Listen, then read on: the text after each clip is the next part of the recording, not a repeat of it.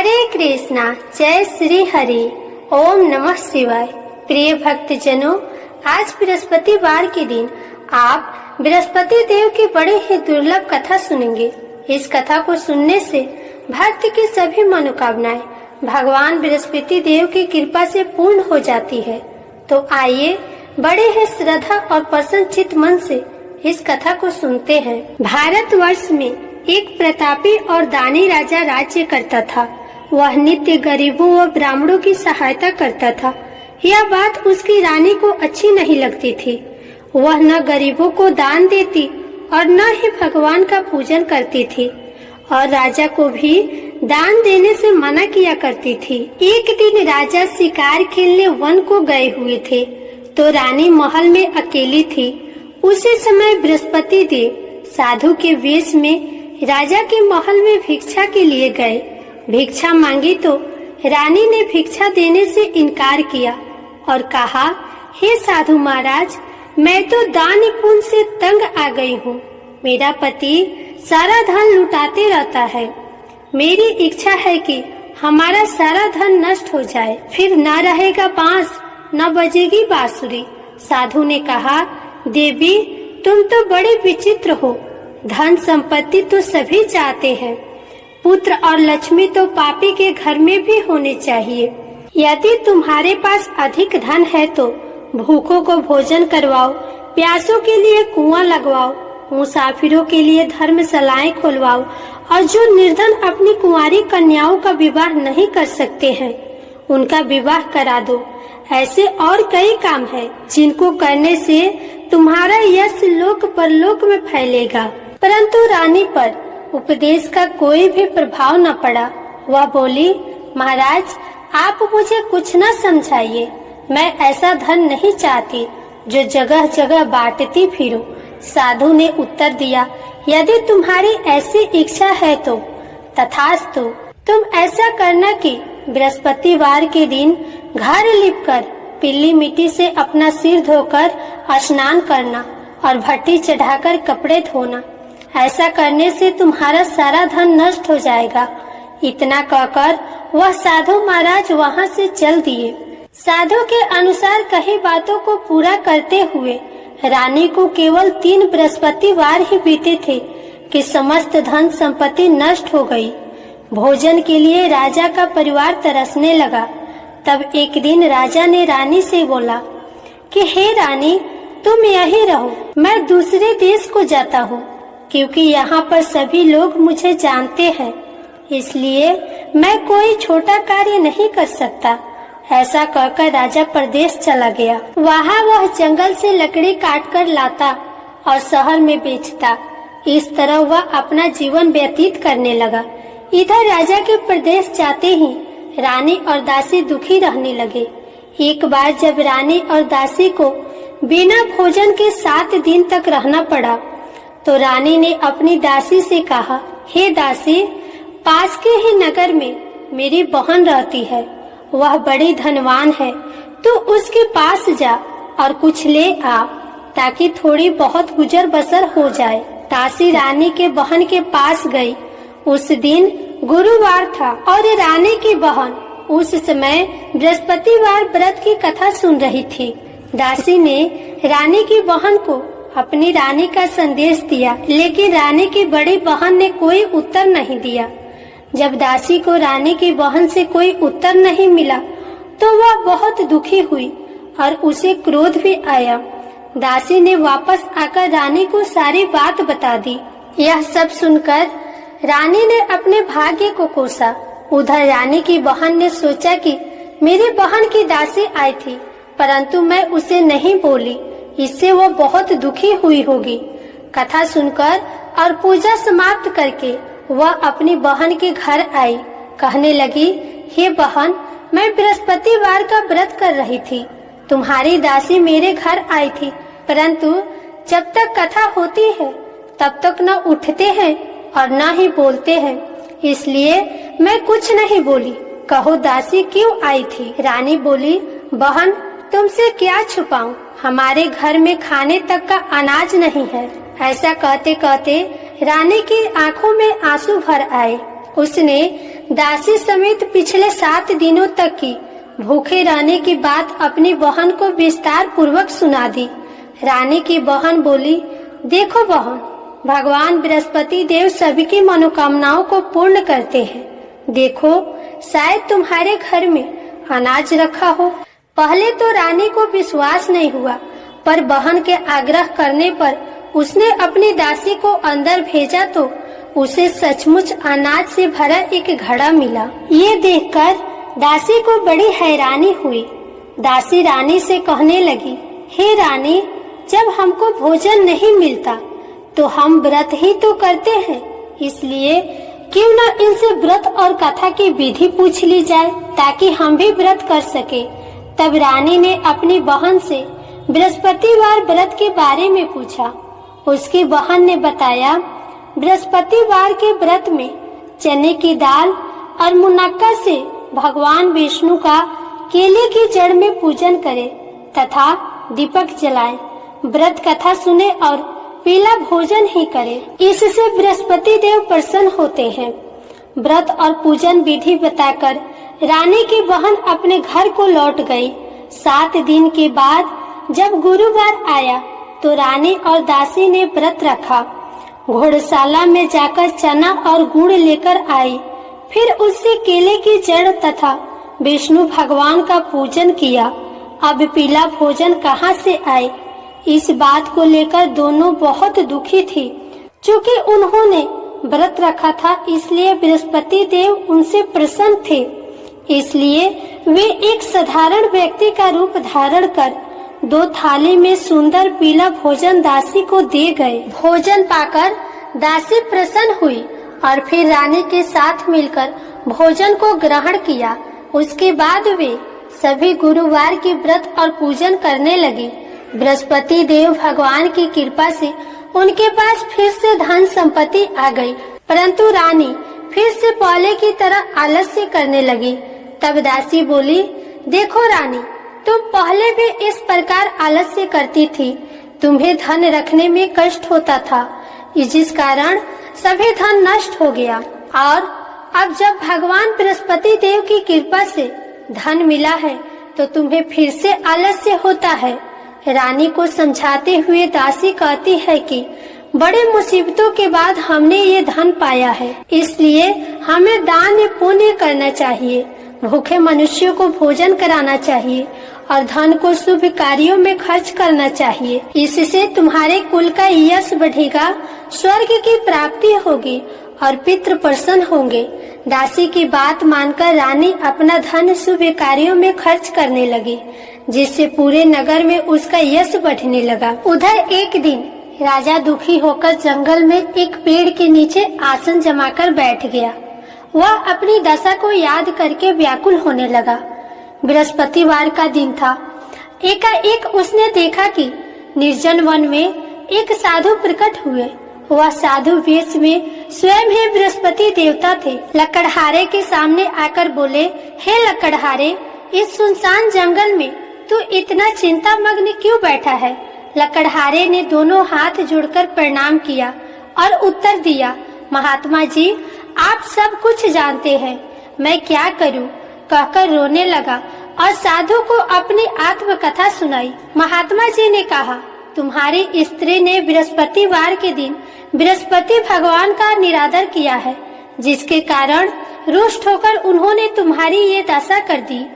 अब तुम चिंता को दूर करके मेरे कहने पे चलो तो तुम्हारे सारे कष्ट दूर हो जाएंगे और भगवान पहले से भी अधिक संपत्ति देंगे। तुम बृहस्पतिवार के दिन कथा किया करो, 2 पैसे की चने मुनक्का लाकर उसका प्रसाद बनाओ और शुद्ध जल से लोटे में शक्कर मिलाकर अमृत तैयार करो तथा कथा के पश्चात अपने सारे परिवार और सुनने वाले प्रेमियों में अमृत व प्रसाद बांटकर खुद भी ग्रहण करो। ऐसा करने से भगवान तुम्हारी सब मनोकामनाएं पूरी करेंगे। साधु के ऐसा वचन सुनकर लकड़हारा बोला, हे प्रभु, मुझे लकड़ी बेचकर इतना पैसा नहीं मिलता जिससे भोजन के उपरांत कुछ बचा सकूं। मैंने रात्रि में अपनी स्त्री को व्याकुल देखा है। मेरे पास कुछ भी नहीं जिससे मैं उसकी खबर मंगा सकूं। साधु ने कहा, हे लकड़हारे, तुम किसी बात की चिंता मत करो। बृहस्पतिवार के दिन तुम रोजाना की तरह लकड़ियां लेकर शहर को जाओ। तुमको रोज से दुगुना धन प्राप्त होगा, जिससे तुम भली भांति भोजन कर लोगे और बृहस्पति देव की पूजा का सामान भी हो जाएगा। इतना कहकर साधु महाराज अंतर ध्यान हो गए। धीरे धीरे समय व्यतीत होने पर फिर वह बृहस्पतिवार का दिन आया। लकड़हारा जंगल से लकड़ी काटकर किसी शहर में बेचने गया। उसे उस दिन और दिन से अधिक पैसा मिला। राजा ने चना और गुड़ आदि लाकर गुरुवार का व्रत किया। उस दिन से उसके सभी कलेश दूर हो गए। परंतु जब दोबारा बृहस्पतिवार का दिन आया तो बृहस्पतिवार का व्रत करना भूल गया, जिसके कारण बृहस्पति भगवान नाराज हो गए। उस दिन उस नगर के राजा ने विशाल यज्ञ का आयोजन किया था तथा शहर में यह घोषणा करा दी कि कोई भी मनुष्य अपने घर में भोजन न बनाए और न आग जलाए। समस्त जनता मेरे यहाँ भोजन करने आए। इस आज्ञा को जो न मानेगा उसे फांसी की सजा दी जाएगी। इस प्रकार की घोषणा संपूर्ण नगर में करवा दी गई। राजा की आज्ञा के अनुसार शहर के सभी लोग भोजन करने गए, लेकिन लकड़हारा कुछ देर से पहुंचा। इसलिए राजा उसको अपने साथ घर लेकर गए और घर ले जाकर भोजन करा रहे थे तो रानी की दृष्टि उस खूंटी पर पड़ी जिस पर उनका हार लटका हुआ था। वहाँ पर वह हार दिखाई नहीं दिया। रानी ने निश्चय किया कि मेरा हार इस मनुष्य ने चुरा लिया है। उसी समय सिपाहियों को बुलवाकर उसको कारागार में डलवा दिया गया। जब लकड़हारा कारागार में पड़ गया और बहुत दुखी होकर विचार करने लगा कि न जाने कौन से पूर्व जन्म के कर्म से मुझे यह दुख प्राप्त हुआ है, और उसी साधु को याद करने लगा जो कि जंगल में मिला था। उसी समय तत्काल बृहस्पति देव साधु के रूप में प्रकट हुए और उसकी दशा को देखकर कहने लगे, अरे मूर्ख, तूने बृहस्पति देव की कथा नहीं करी, जिस कारण तुम्हें यह दुख प्राप्त हुआ है। अब चिंता मत कर। बृहस्पतिवार के दिन कारागार के दरवाजे पर 4 पैसे पड़े मिलेंगे। उनसे तू बृहस्पति देव की पूजा करना, तेरे सभी कष्ट दूर हो जाएंगे। बृहस्पतिवार के दिन उसे 4 पैसे मिले। लकड़हारे ने कथा कही। उसी रात्रि को बृहस्पति देव ने उस नगर के राजा को स्वप्न में कहा, हे राजा, तुमने जिस आदमी को कारागार में बंद किया है वह निर्दोष है, उसे छोड़ देना। रानी का हार उसी खूंटी पर लटका है। अगर तू ऐसा नहीं करेगा तो मैं तेरे राज्य को नष्ट कर दूंगा। इस तरह रात्रि के स्वप्न को देखकर राजा प्रातः काल उठा और खूंटी पर हार देखकर लकड़हारे को बुलाकर क्षमा मांगी और लकड़हारे को योग्य सुंदर वस्त्र आभूषण देकर विदा कर दिया। बृहस्पति देव की आज्ञा के अनुसार लकड़हारा अपने नगर को चल दिया। राजा जब अपने नगर के निकट पहुंचा तो उसे बड़ा आश्चर्य हुआ। नगर में पहले से अधिक बाग, तालाब, कुएं तथा बहुत सी धर्मशालाएं, मंदिर आदि बन गई है। राजा ने पूछा, यह किसका बाग और धर्मशाला है? तब नगर के सब लोग कहने लगे, यह सब रानी और बंदी के हैं। तो राजा को आश्चर्य हुआ और गुस्सा भी आया। रानी ने यह खबर सुनी कि राजा आ रहे हैं तो दासी से कहा, हे दासी, देख राजा हमको कितनी बुरी हालत में छोड़ गए थे। हमारी ऐसी हालत देखकर वह लौट न जाए, इसलिए तू दरवाजे पर खड़ी हो जा। आज्ञा के अनुसार दासी दरवाजे पर खड़ी हो गई। राजा आए तो उन्हें अपने साथ लेकर आई। तब राजा ने क्रोध करते हुए रानी से पूछा कि यह धन तुम्हें कैसे प्राप्त हुआ?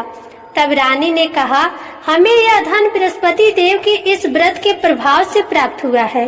राजा ने यह निश्चय किया कि 7 रोज बाद तो सभी बृहस्पति देव का पूजन करते हैं, परंतु मैं प्रतिदिन दिन में 3 बार कहानी कहूँगा और रोज व्रत किया करूँगा। अब हर समय राजा के दुपट्टे में चने की दाल बंधी रहती और दिन में 3 बार कहानी कहते और व्रत किया करते।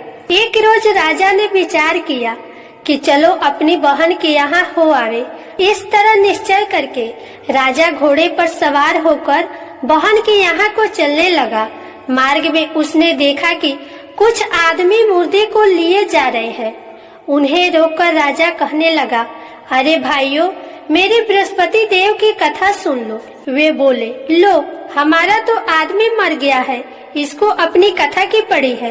परंतु कुछ आदमी बोले, अच्छा कहो, हम तुम्हारी कथा भी सुनेंगे। राजा ने दाल निकाली और जब कथा आधी हुई थी तो मुर्दा हिलने लगा। जब कथा समाप्त हुई तब आदमी राम राम करके उठ खड़ा हो गया। वहाँ से कथा समाप्त करके राजा फिर आगे बढ़ा।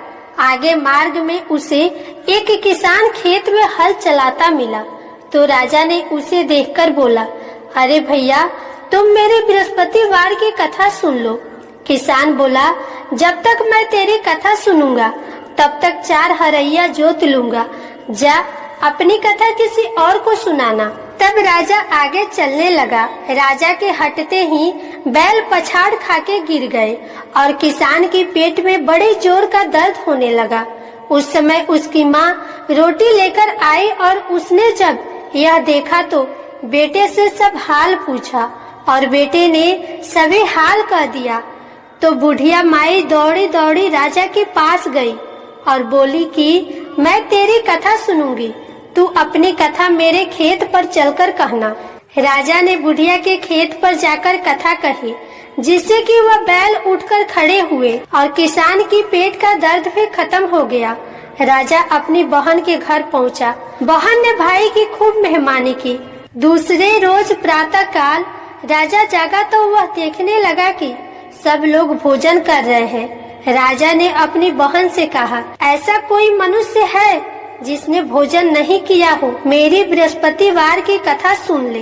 राजा की बहन ने कहा, हे भैया, यह देश ऐसा है जहाँ की पहले लोग भोजन करते हैं, बाद में कोई अन्य काम करते हैं। अगर कोई पड़ोस में हो तो देख आऊं। वह ऐसा कहकर देखने चली गई, परंतु उसे कोई ऐसा व्यक्ति नहीं मिला जिसे भोजन न किया। अतः वह एक कुम्हार के घर गई जिसका लड़का बीमार था। उसे मालूम हुआ कि उनके यहाँ 3 रोज से किसी ने भोजन नहीं किया है। रानी ने अपने भाई की कथा सुनने के लिए कुम्हार से कहा तो कुम्हार तैयार हो गया। राजा ने जाकर बृहस्पतिवार की कथा कही, जिसको सुनकर उसका लड़का ठीक हो गया। अब तो राजा की प्रशंसा होने लगी। एक रोज राजा ने अपनी बहन से कहा, हे बहन, हम अपने घर को जाएंगे, तुम भी तैयार हो जाओ।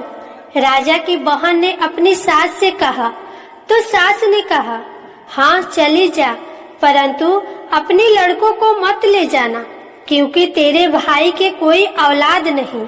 बहन ने अपने भाई से कहा, हे भैया, मैं तो चलूंगी, पर कोई बालक नहीं चलेगा।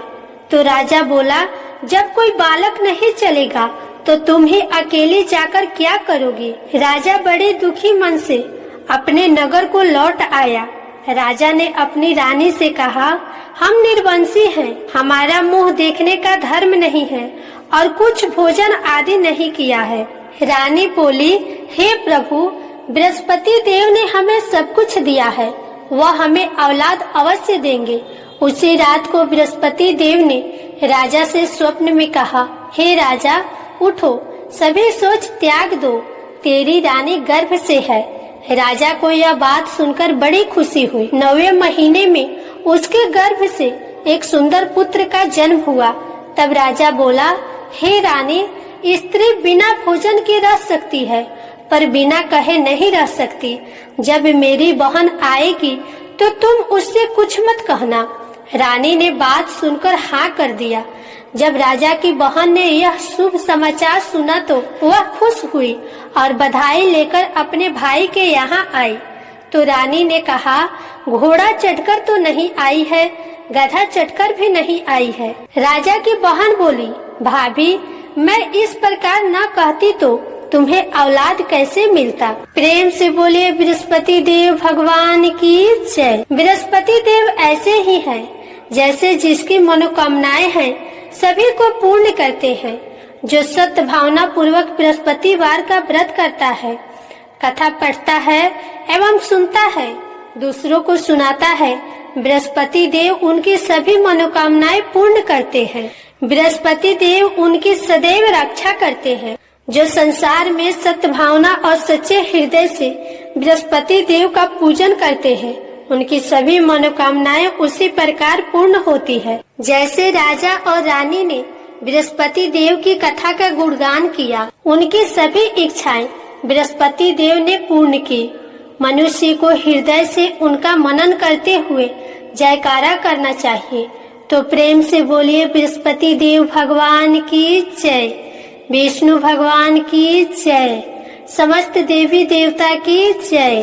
अब आप सुनिए बृहस्पति देव की आरती।